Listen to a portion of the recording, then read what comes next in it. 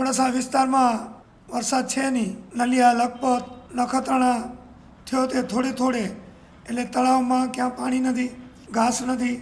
ખેડૂતોની જે વરસાદ આધારિત ખેતી છે એટલે એમના પાસે પણ ઘાસ નથી. તો સરકારશ્રીમાં અમે વિનંતી અને રજૂઆત કરી છે કે તાત્કાલિક કેટલ કેમ્પ અને અછતગ્રસ્ત જાહેર કરે અને પાણી અને ઘાસની તાત્કાલિક વ્યવસ્થા થાય એવી લોકોની માંગણી છે. અને અમે પણ રજૂઆત સરકારમાં કરી દીધી છે લેટર લખીને. માં motor driving, safe and sure driving. Driving એ શોખ સાથે આપની મોટી જવાબદારી પણ છે.